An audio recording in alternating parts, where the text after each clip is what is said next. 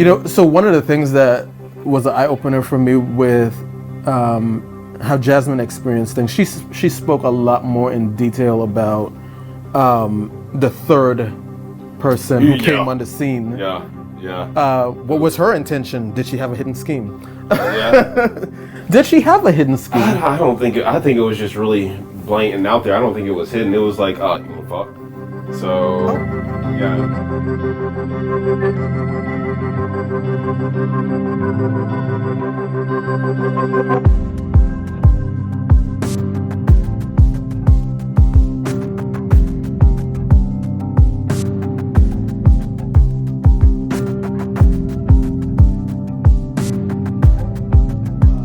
So we already talked about where you and Jasmine kind of went. Where did things go after that in your next relationship? It was brief. I learned a lot. Learned how to kind of accept more of my own sexuality and personality a little bit more. Because I'm just being comfortable around them and everything, and they were really comfortable with themselves, and we're getting there.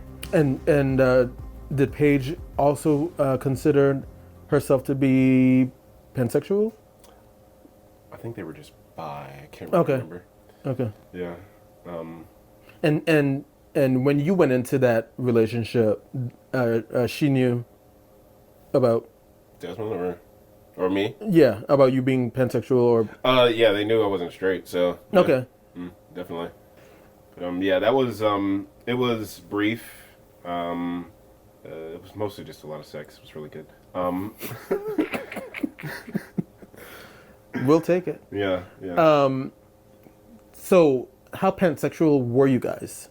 How did she bring? Oh no, they had their own partners and everything. I was just like one of theirs, if anything. Oh, okay. Yeah.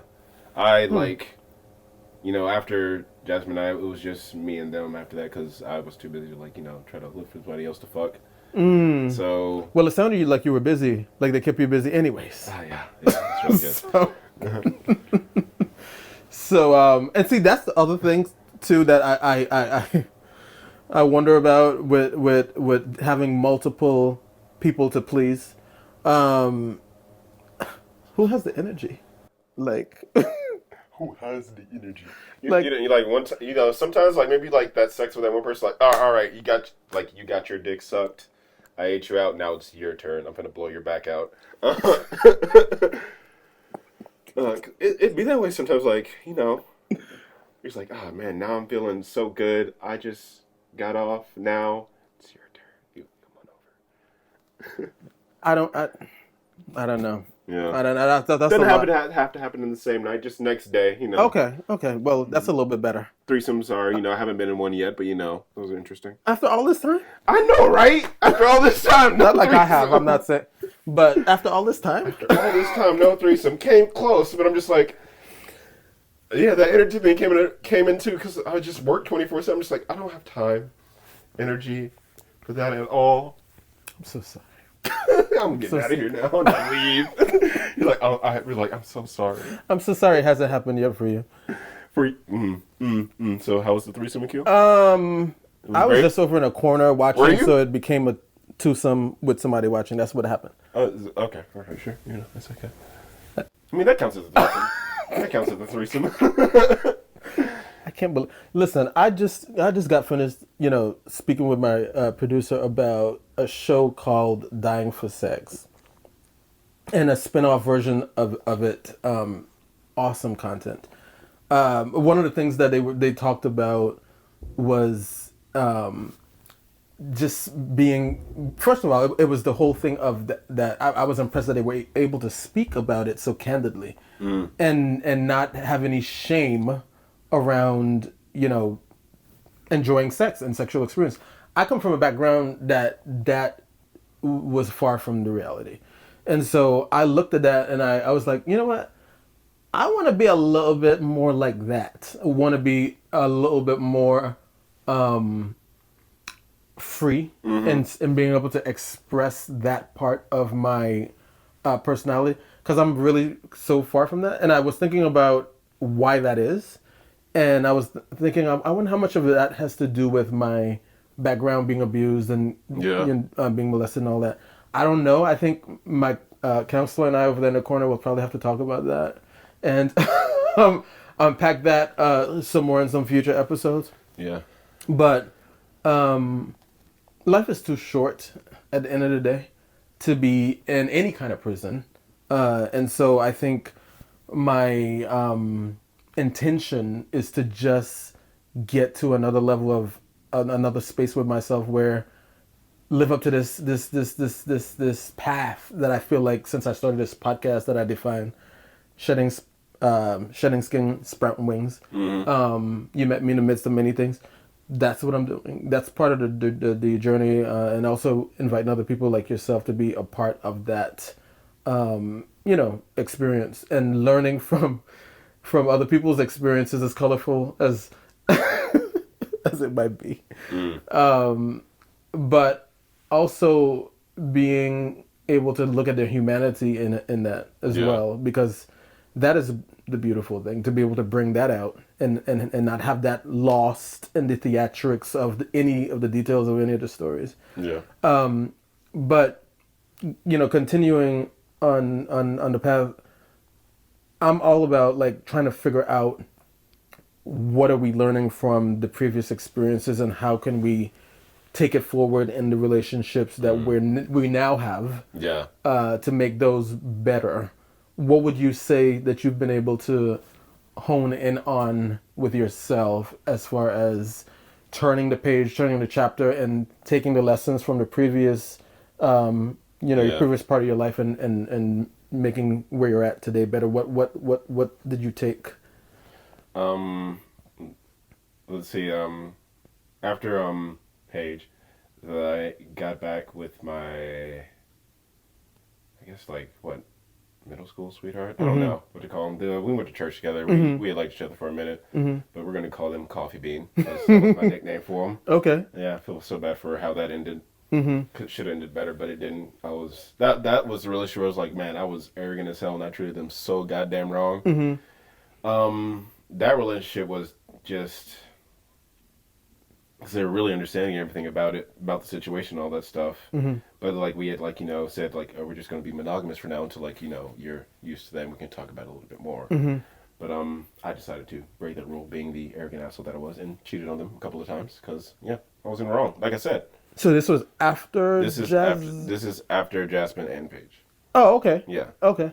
So was this your most recent? No, there's another relationship after that one that I'm. Okay. Okay. Going through. So you cheated on them. How did that pan out? About as well as you expected. They still kept me around after that. Surprisingly, it was like, God damn, you were supposed to get rid of me. So did you do it because you were trying to destroy the relationship? I was very self-destructive then. Kind of still am now. So yeah, we were getting too close. Everything was getting good, and I was like, too comfortable. Exit. But that didn't work out. So for everybody who's been on the other side of that, who's been in a relationship where that they felt were going good and the other person self-destructed or sabotaged, what insight could you give them about why that might be? Trauma. I lived in a household where my whole family was just in my business and shit, and just trying to manage me, tell me how to live my life, how to do this, that, and the other, and what I meant for this. I was literally, because I loved, and I can't say I still love them because everything has changed and we don't talk to each other anymore. But I love them a lot, and I wish things turned out differently. But that's neither here or there. But it So you would say that it's not because you didn't love them; it's because perhaps you didn't love yourself? I definitely didn't love myself. That's definitely why. And just a string of just self-destructive decisions, and just listening to my fucking dad. That also killed it. He was just a mean ass person to them. And when I brought them to Atlanta, because he really wanted that for some reason, me to bring him to Atlanta instead of me going to Athens. And I bummed out here. He was just real rude as hell and mean to him. And in my mind, after that, I really wanted to end the relationship. Was you don't need to go through the same thing that I've been going through. So I'm gonna do everything to destroy it, and I did. So, why did you feel like you couldn't just tell them that? I mean, I was horrible at communicating. I was horrible at communication then. Still kind of am now. I'm learning how to communicate better now. But like I was young. I was just like, yeah, whatever. Let's just end this. I'll move on, learn my lesson from somewhere else. Like the same tactic that like using like how women say like guys using them to like learn a life lesson. I see. Yeah. That's what I felt like I did to them. I feel like because afterwards like they tried to talk to me and like get the full story, and I just still going through my own stuff, especially after getting out of my parents' place. It was just kind of putting that on the back burner, putting it to the side, and kept forgetting to like message them and tell them like everything that happened. Then I started a new relationship, and I was like, shit, this is not. Well, it's over now. So yeah, they don't block me and everything. So yeah, I mean, I think sometimes that's the easiest thing to do to shut that source of the pain down, off. like you. In a way, they blocked you, but in a way, you did a little bit of blocking too. Yeah, I did the damage myself. So yeah. Yeah. So yeah, it's rough. It's definitely rough. That whole relationship with church is just like, why y'all in my business? I'm trying to like figure out how to like love somebody my way and everything. Like one time, my mom like looked into my bag. Like I'm guessing my dad told my mom to check what was in my bag and everything, because that's the only reason why someone would come into my room, open up my bag from overnight bag and look inside of it. She opened up my bag and saw like all our sex toys and shit, because we were kinky. We had like props, whips, ropes, and all that stuff.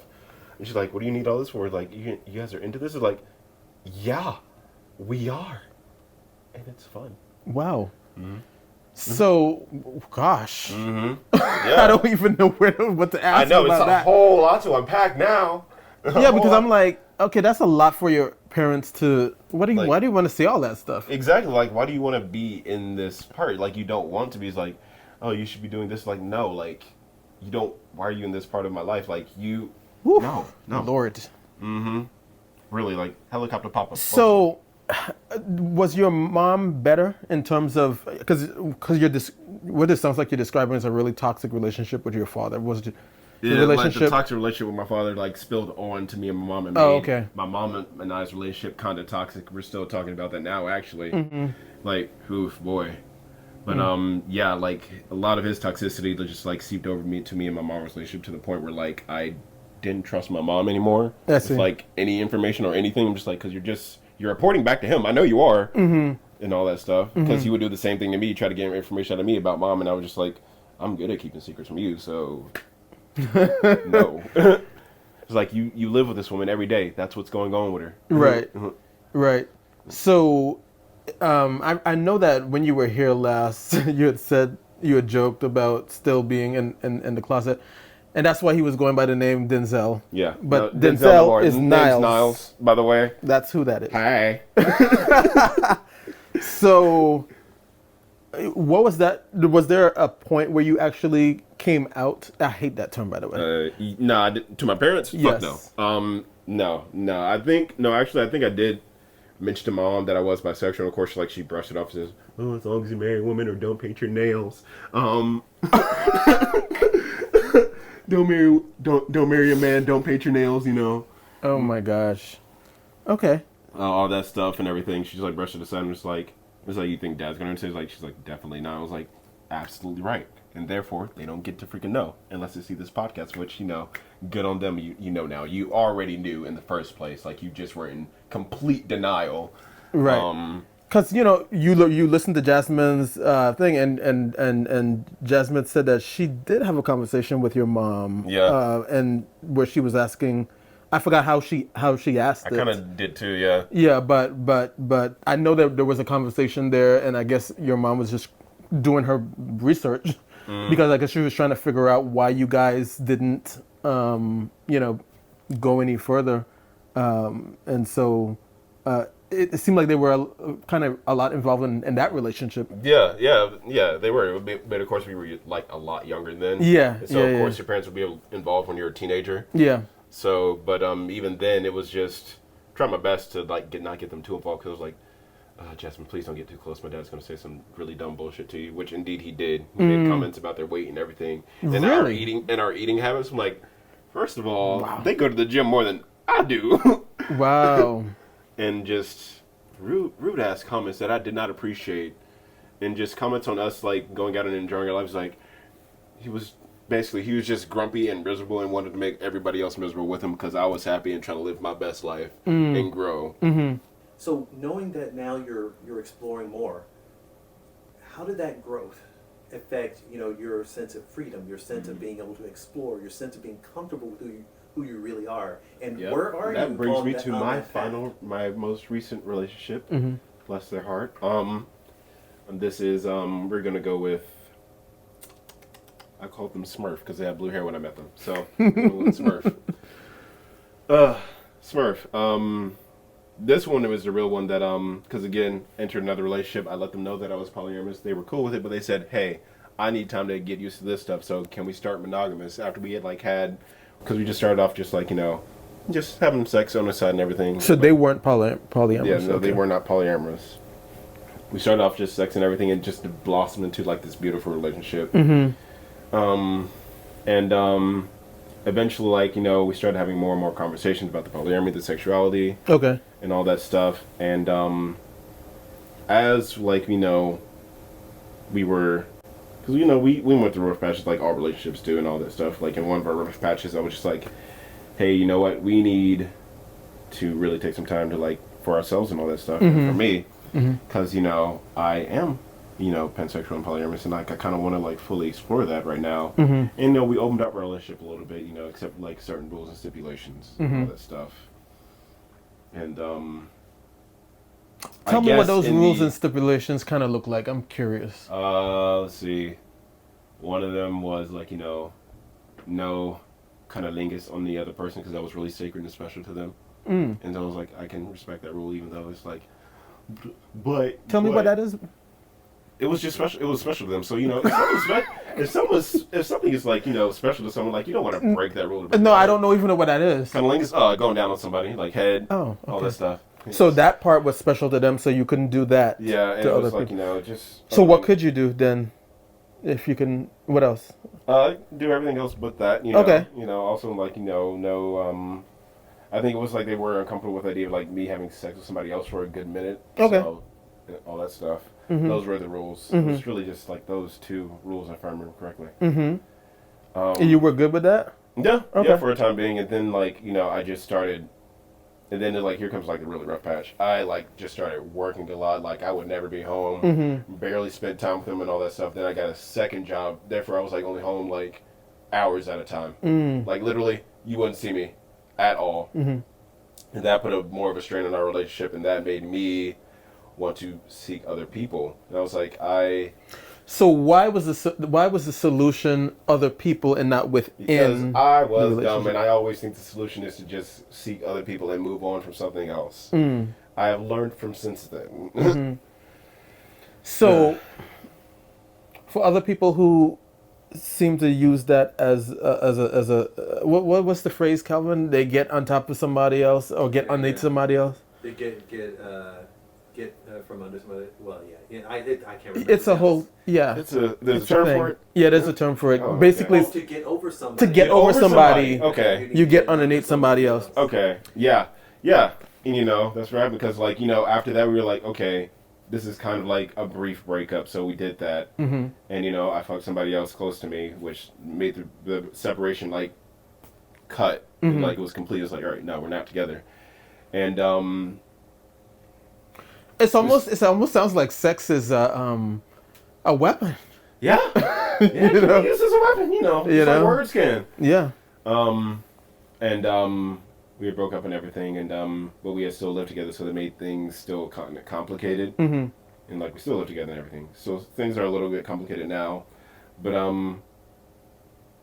I realized that my main issue was communication, and I need to and still need to really work on my communication with other people, because it wasn't that I didn't love them or anything. It's just that like. Man, I still don't even know what it is. Well, I'll go to therapy about that part. Well, you are communicating with your penis. That's what you're communicating. Well, this bitch gets me in trouble a lot, and I need to stop. And maybe, I'm being a little bit facetious, but I think the part about sorting it out and trying to figure out like why you're doing the same things and get expecting different results. I know, right? You know, Sanity. yes, but I think it comes back down to you though, like your self love and your value with yourself and what that where those things are coming from, you know, because I, at least for what I've learned is that there's certain things that I can't even, certain spaces and places I can't even go with myself like I used to be able to, because my value proposition has increased, my internal stock has increased, and so that just doesn't allow for certain things anymore. It doesn't allow for me to tolerate things that I used to tolerate. And to be honest, I was working on me, but I didn't know it would feel like how it feels now. Yeah. Until I was in situations or in a relationship, and I'm like, well, this is going on, and this is some toxic shit going on over here, and I know I'm not in that. As one of my friends would say, you're not in that. I'm not. I know I'm not in that. So I'm gonna let you do what you're doing over here. Meanwhile, knowing I still love you, but I'm not in that. I'm not in that toxic space that you're in, and so I am willing to maintain the level of energy where I want to be, where I'm at, and pursue that trajectory wherever it takes me. And if that means it takes me into being away from you, despite the fact that I love you, then that's what's gonna have to happen. Yeah, that's what happened. Yeah, and obviously the hope was that it didn't, that they would find a space of being self-love and health and wealth in their own, being, and that we would, be in alignment. Yeah. But I can't control that. Everybody have their own journey, and I'm on mine, and that is what that is. But I do know that you have to take care of yourself. Absolutely. And so, have you been taking care of yourself? I'm getting there. Trying to do it again. Wasn't taking care of myself for a minute, so making reckless decisions and all that jazz. Mm-hmm. From what you've been saying, it sounds like when you make a reckless decision, it's something having to do with getting under somebody to be. Yep. I love doing that, man. I love it. I love fucking everything up with my dick. Oh, Jesus. You had shared with me that one of the things that you were still, when you were the process of still sorting out your sexuality, that you hadn't had at the time sex with a guy at the time. Yeah. Where has that happened since then? I sucked a dick or two, I think. Yeah, but nothing really past that. Okay. Yeah. I mean, that's still pretty good. Oh, sucking dick. That's nice. Yeah. We've definitely crossed over. Like, and YouTube have a MA. I don't know. I have a guy that I like. Mm-hmm. Hopefully that goes somewhere in the future. Right now, I just don't need a relationship. I need to just continue, working on myself, so I'm good for a relationship. Mm-hmm. I wonder. I do wonder what that would look like for you, because I don't know. I mean, I guess it's kind of hard for me to picture how that would play, because you just talked about not being very affectionate, which I don't really see you as that, not being affectionate, because he was very affectionate with me in school, so so I didn't have. It's interesting though, because I feel like my experience of you is that I remember is a little different than what I'm hearing. So I'm a little. I tend to be more affectionate with my friends than my really intimate partners. Okay. I guess I should say. Okay. Mm-hmm. So maybe that's what I'm sensing. But in any case, I hope that you stop denying your partners that, because that's just a beautiful thing to rob them. Yeah. But also to rob yourself though, because you deserve to know what that feels like to give and to receive. Yeah. And I have to let people love me. That's something I really have trouble with too. I'm just like why are you loving me? I need you to back that up. That's my job to love you. Yeah. No, that's very much a two-way street, and you deserve it. And I hope that you get to a space where you know that in your soul. right? So that you can open your heart to that experience. So I'm glad that you came back. I'm glad I came back. Thank you for having me. You met me in the midst of many things. Where am I meeting you? Because I suspect you're in the midst of many things too. Subscribe and come back again, because something good for your soul may just be on the other end.